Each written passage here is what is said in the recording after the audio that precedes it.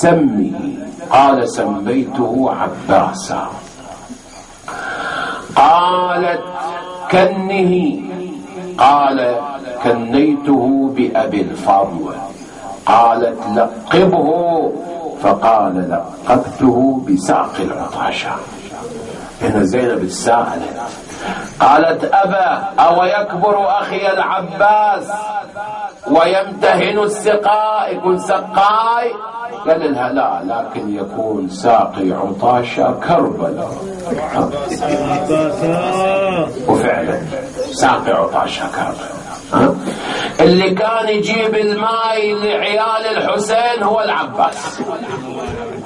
من يوم السابع تذكر الروايات والأخبار ضيق الأعداء على الحسين ومنعوه أن يصل إلى الماء أو يوصل إليه الماء، فكان العباس سلام الله عليه من اليوم السابع يأخذ جمعا من أصحاب أخيه الحسين ومن أهل بيته ويمضون إلى المشرعة ويملؤون القرب ويأتون بها إلى الأطفال والنساء الرغم أنا في الأعلى.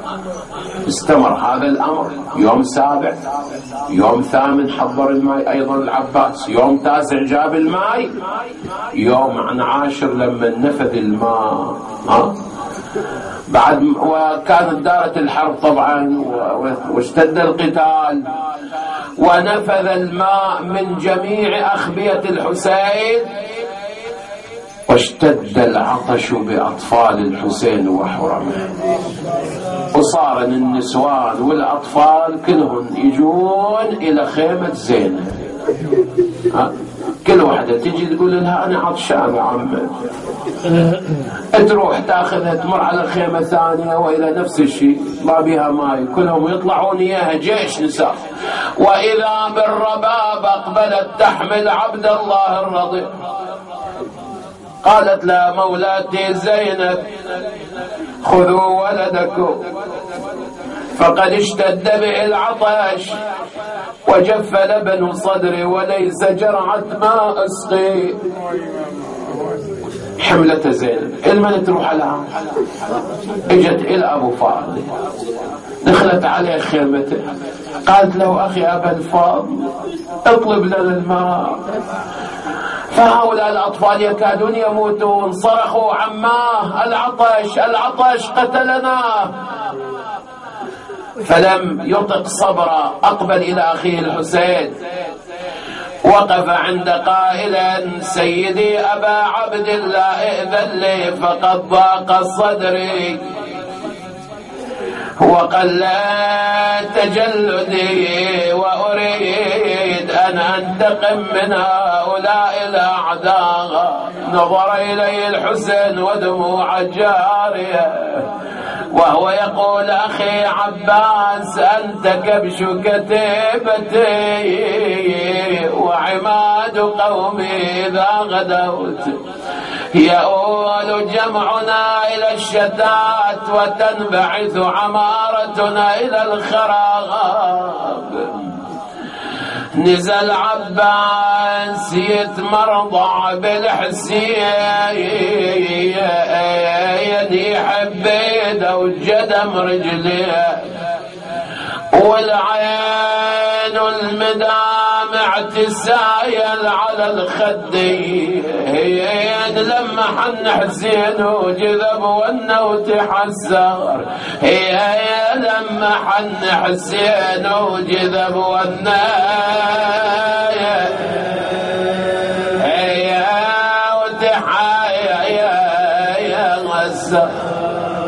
صاح حسين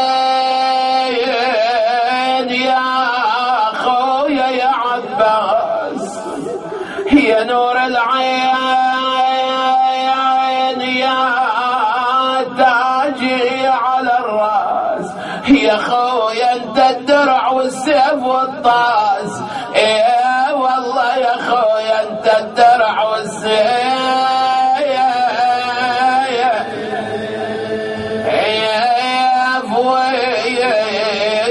والطاس. شلون ارخصك وظل بعدك محيا. فقال له سيدي أبا عبد الله هؤلاء الأطفال يضجون وينادون العطش العطش. فقال إذن امضي واطلب لهم شرب من الماء. أقبل العباس نحو القوم، ذكرهم بالله، لم يتذكروا، وعظهم، لم يتعظوا، وقد أحدقوا بالمشرعة، فشد عليهم حتى كشفهم عن المشرعة ونزل إلى الماء. فلما خاض الماء برجليه وأحس ببرد الماء وهو عطشان اغترف غرفة أدناها من فمه ليشرب، فاعتذكر عطش أخيه الحسين فرمى الماء من يده وأخذ يخاطب نفسه: يا نفس من بعد الحسين هوني، وبعده لا كنت أو تكوني، هذا الحسين وارد المنون، وتشربين بارد المعين، لا والله ما هذا فعال ديني ولا فعال صادق اليقين. ملأ القربى وضعا على عاتقه، فلما خرج من المشرعة زحفت عليه الألوف وأدارت به الصفوف، صار يضرب فيهم قدما قدما، والجنود يتحلقون حوله. لما رأى الحسين أخاه العباس وسط الجيش وحيدا فريدا لم يستطع أن يصبر، امتطى صهوة جواده، نزل من الخبا نحو المعركة، شق الصفوف، وصل إلى أخيه العباس قائلا: أخي عباس، أسند ظهرك إلى ظهري وأسند ظهري إلى ظهرك، أنت تقاتل من جانب وأنا أقاتل من جانب، عظم الله أجوركم. فبينما هو كذلك وهما يقاتلان كريت ناخ الجيش وحسين انتخى وصال، عباس باليمنى وابو سكنة بالشمال، وصبوا على العسكر من البردين زلزال، والكل قصد خيه ورفيف العلم نشان، شو صف عايلهم بهالكوفان الاثنين، مثل الصواجع نازلة على الجيش صوبين، شنه الصواجع من عزم عباس وحسين، عافت ملازمها وخلت حومة الميدان، شمس النبوة وقمر هاشم يوم عاشور، دار الفلك بيها وتلاقى النور بالنور، شقوا سحاب من الكتايب والسما تمور، احتضنا وطلعت زينب ترحب بالاثنين، فكثرت القتلى في الجيش، وضج الجيش وصاحوا بعمر بن سعد: إن بقي العباس وأخوه الحسين بهذا الحال أفنانا ماذا نصنع؟ قال: ويحكم افصلوا بينهما. اجتهدوا أن يفصلوا بينهما لم يستطيعوا، فقالوا: لم نستطع يا أمير، فماذا نصنع؟ قال: لعين من القوم الحيلة عندي. قالوا: وماذا؟ قال: ناخذ جماعة من الجنود ونهجم على الخباء، إذ ليس أحد من الرجال في خباء الحسين، فإذا تروعنا النساء وسمع الحسين أصواتهن لا بد أن يفترق أحدهما عن الآخر.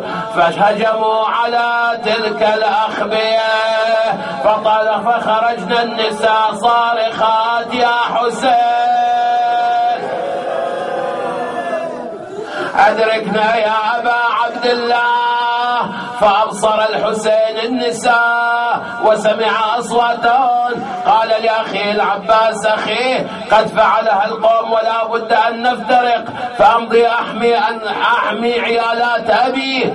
فعند ذلك قال له: وما العلامة بيني وبينك؟ قال: إذا رأيت اللواء قد تنكس. عند ذلك انطلق الحسين نحو الخبال يرد اللئام، وأحاط الجيش بالعباس،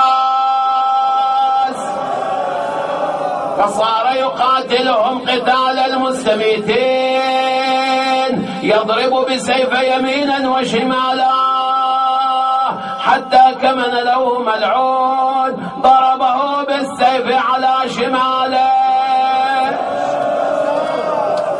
قطعها من الزند، أخذ السيف به ضربه على يمينه، قطعها من الزند، أخذ السيف بشماله، غاص في أوساطهم، خرج من أعراضهم وهو يرتجز ويقول: والله إن قطعتم يميني إني أحامي أبدا عن ديني وعن إمام صادق اليقين. فبينما هو كذلك كمن له ملعون آخر ضربه بالسيف على شماله، قطعها من الزند. أصبح العباس بغير كفين. نعم، أسند اللواء إلى ساعديه وأخذ قربته بأسنانه، وانطلق نحو الخبال يوصل الماء، فأقبلت عليه السهام كرش المطر، فصار يحمل قربه ويتلقى السهام بساعديه وبوجهه وبصدره وبنحره ليحمل قربه، والسهام تترى، إذ وقع سهم في القربة فأراق ماءها. وقف العباس حائرا يبكي، فبينما هو كذلك والسهام تترى عليه، إذ جاءه سهم فأصاب عينه اليمنى،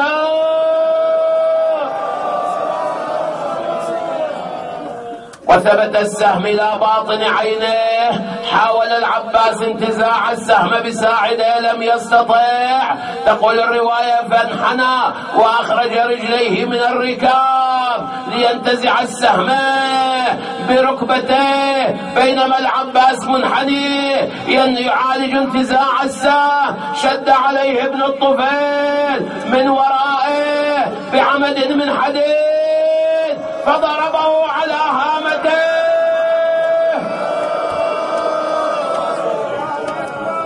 فضخ رأسه بالفضل، خر إلى الأرض صريعا مناديا: أخي حسين أدركني، عليك مني السلام يا أبا عبد الله. سمع الحسين استغاثة أخيه فأقبل نحو المعركة، فلما رأى أخاه بتلك الحالة، تقول الرواية: فشد على القوم كالأسد المغضب، فلم يثبتوا بين يديه وأخذوا يفرون، وهو وراءهم يضربهم بسيفه ويقول: إلى أين تفرون وقد قتلتم أخي؟ إلى أين تفرون وقد قتلتم عضدي وابن والدي؟ ثم عاد الحسين إلى جسد أخيه، فرأى بتلك الحالة جسد حسين على ركبته، شاف أخوه وإلى رأسه ممضوغ بالعبد، السهم ناشف بعينه، يديه مقطوعتان، جسمه مجرح مقطع بالسيوف. نادى: أخي عباس، وهو يتلوى عند جسد أخيه. تقول بعض الروايات: رفع الحسين بصره وإذا ببعض الأعداء وقفوا حول الحسين يصفقون بأيديهم فرحا، كل يقول: لقد قتل العباس، شمتانين شمتانين.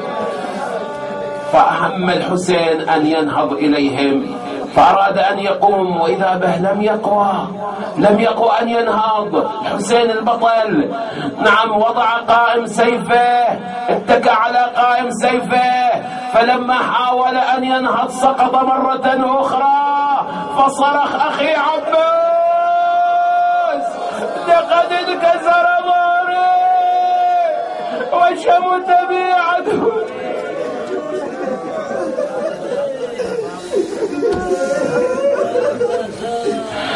خريت لو يم جسد حامل